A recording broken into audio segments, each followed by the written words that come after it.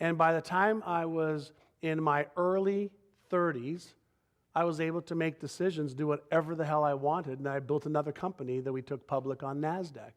And the reason I share this with you is in order for me to make that leap, I had to have a very, very clear bullseye of what exactly it is that I wanted.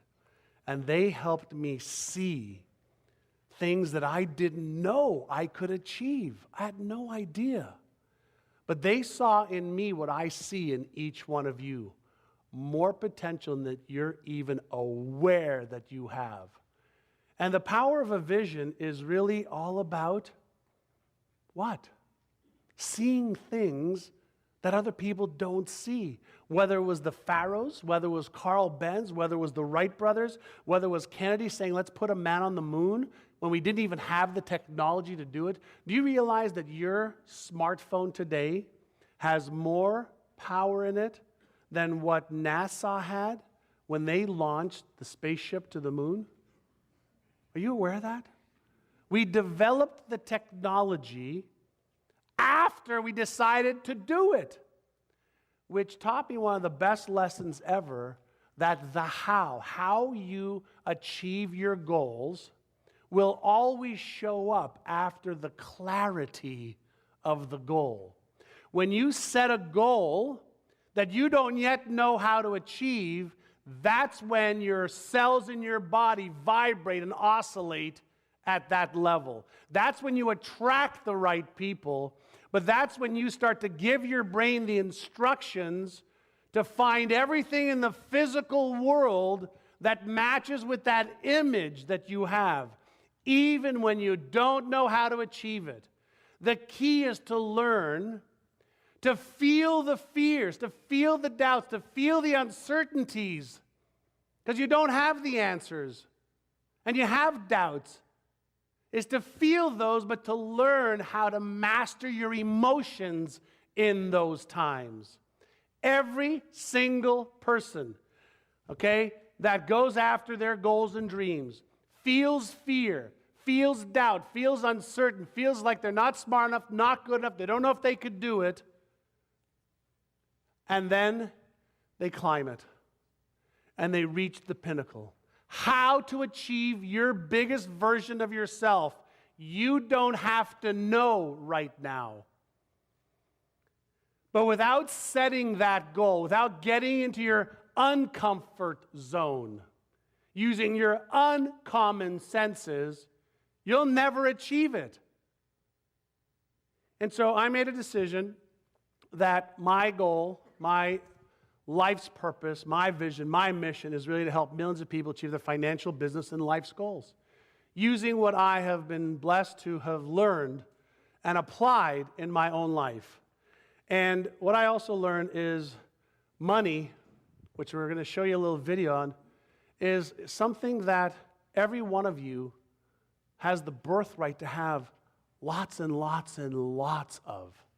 I want to show a short little video on what is money, and then we're going to do some experiential stuff. A little bit of fun to get you just a little bit out of your comfort zone. So if we can please play that, Brian.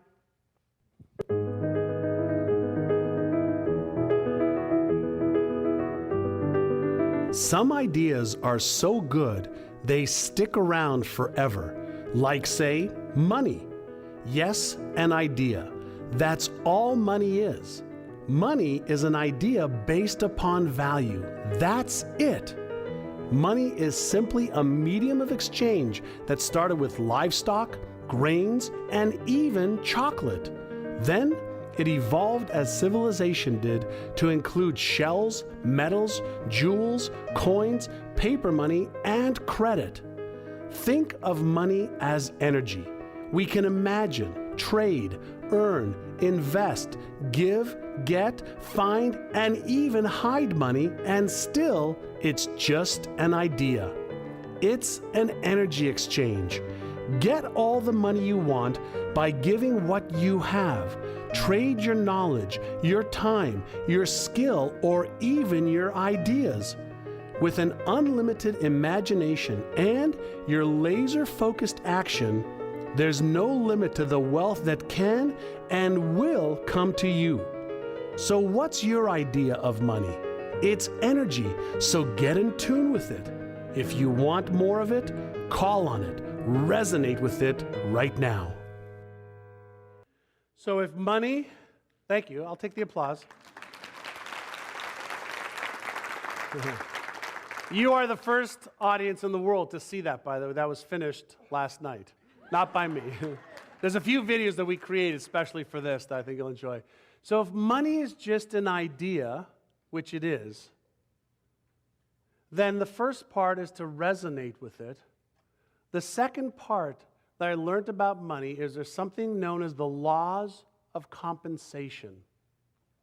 Laws of compensation. Number one is there a need in the marketplace? Okay? Is there a need for your product, your service, your ideas? Is there a need for it? Let's assume there is. Number two, since money is based on value, and the more rare something is, the more you can charge for it, right? Whether you're a brain surgeon, cosmetic surgeon, or a commodities trader, the rarer you are, or an art piece, the more value there is to it. So is there a need in the marketplace? And the next question is, how good is your product, service, or idea?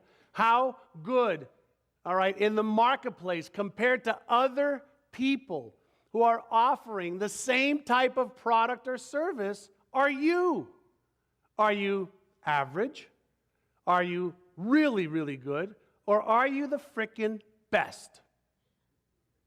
See, because the marketplace knows. If you don't believe me that you have competition, I want every one of you type in either your skill, your product, or your service, whether you have a job or you have a business, into Google. And you tell me how many millions, okay, of results come up for your product or your service. And if you don't understand how to position your skill, your product, your knowledge, your idea better than the next guy, whether they're here or in Bangladesh, too bad for you. Nature does not think twice about inflicting capital punishment.